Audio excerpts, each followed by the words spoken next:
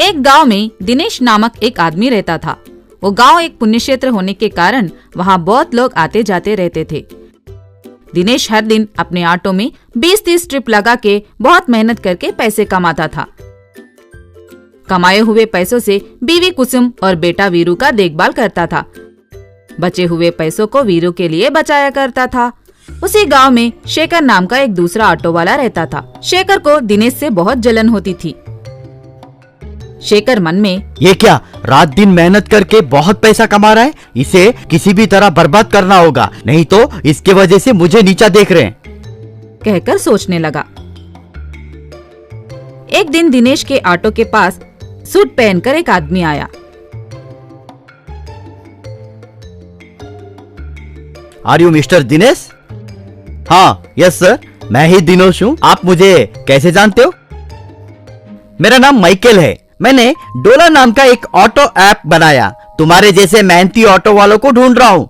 मैं हमारे कंपनी के ओर से 10 ऑटो दूंगा। तुम उसको ड्राइवर रख के चलाना होगा। आए हुए फायदे में तुम 70% और हमें 30% देना होगा, लेकिन तुम्हें पहले 10 लाख डिपॉजिट भरना होगा। जब तुम चाहो तब हम तुम्हारे ऑटो ले जाकर 10 लाख रुपए वापस कर देंगे। ये सब सुनकर दिनेश बहुत खुश होने लगा। दूसरे दिन दिनेश माइकल को पैसा देकर एग्रीमेंट लिया। 10 दिन के बाद वो ऑटो डिलीवरी हुए।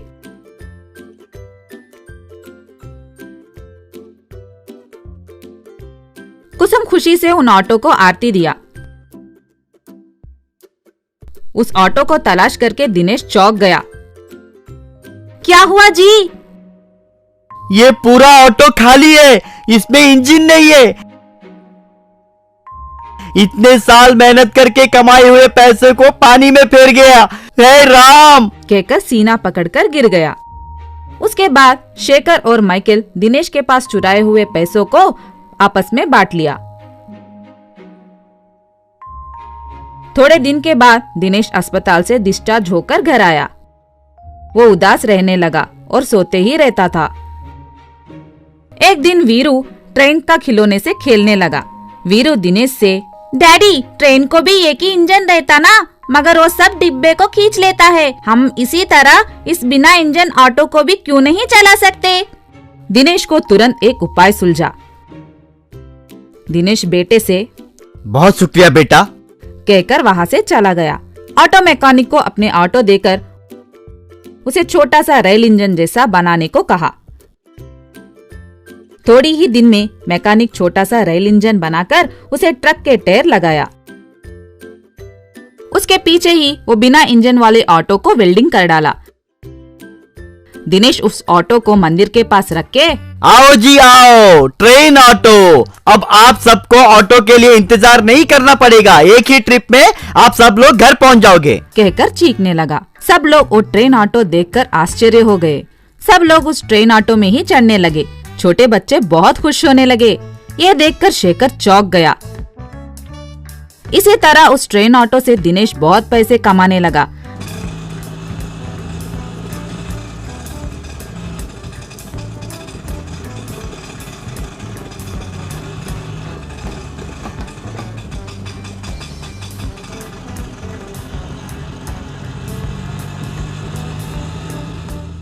शेखर के ऑटो में कोई भी नहीं चढ़ रहा था। इस तरह दिनेश 1 साल में ही उसका खोया हुआ पैसा पूरा कमा लिया। एक दिन शेखर दिनेश के पास आके, मुझे माफ कर दो दिनेश भाई, तुम्हें हराने के लिए मैंने मेरे दोस्त से मिलके धोखा दिया। मेहनत से और भी लाभ पाए, किसी को धोखा दिए तो नहीं छोड़ेगा वो भगवान। ये मुझे आज पता चला। ये लो तुम्हारे पैसे, मुझे माफ कर दोगे ना? ये मेरा होशियारी नहीं है भाई, मेरा बेटा वीरू का है। तुम मुझे धोखा देना चाहे तो भी मुझे अच्छा ही हुआ। तुम अपनी गलती जान गए हो, भगवान भी तुम्हें माफ कर देगा। जाओ। शेखर दिनेश को नमस्कार करके वहां से चला गया। वैसे दिनेश अपना ट्रेन ऑटो चला के खुश रहने लगा।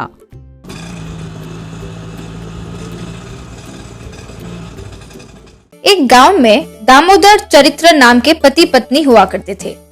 वो अपने घर के आगे ही फूलों का नर्सरी लगाए हुए थे। भिन्न भिन्न प्रकार के बीज मंगवाकर वो उन्हें गमले में डालते थे। उनका बेटा तरुण उन्हें पानी डालता था। जैसे ही वो बीज से पौधा निकल आता तो वो गांव वालों को बेच देते थे।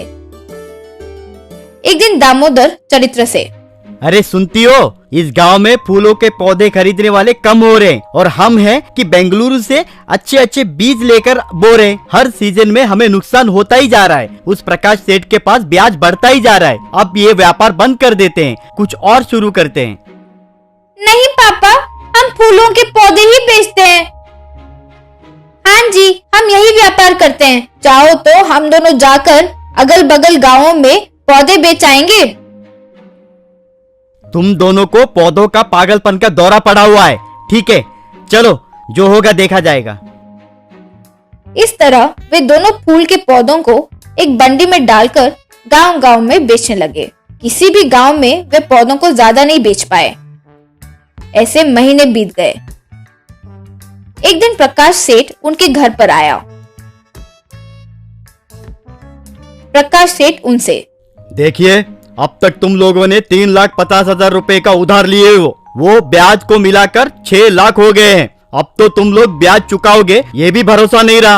अब मैं तुम लोगों को ठीक 1 महीने का समय देता हूँ। इतने में अगर तुमने उधार नहीं चुकाया तो तुम्हारा घर हड़प लूंगा। और तो और, तुम तीनों को मेरे पास 5 साल तक काम करना पड़ेगा। मेरे बारे में तो जानते हो ना, मुझसे उधारी लेकर कोई बच नहीं पाया।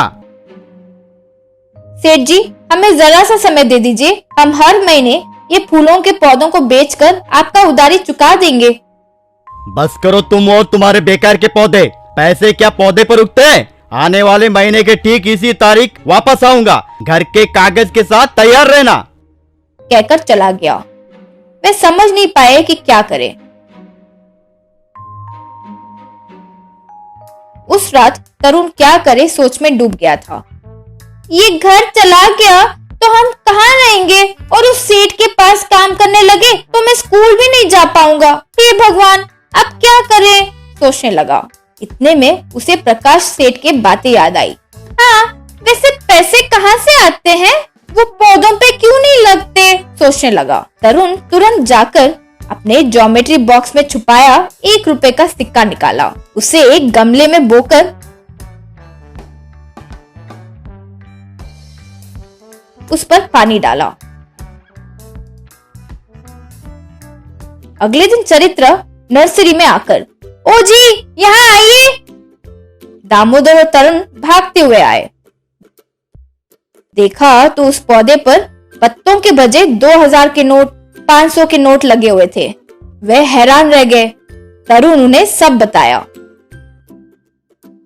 चरित्र उन पैसों को पौधों से निकाली। पौधों पर फिर से पैसे आ गए। वे तीनों आकाश की ओर देखते हुए भगवान का धन्यवाद किए। तरुण को गले लगाया।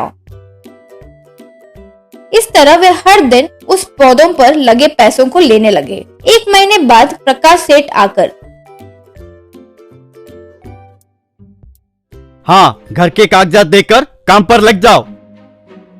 चरित्र 6 लाख रुपए उसके हाथ में थमाई। प्रकाश सेठ दंग रह गया। इतने पैसे तुम्हारे पास कैसे? यूं कह ही रहा था कि तरुण, हमारे पास जैसे भी आए।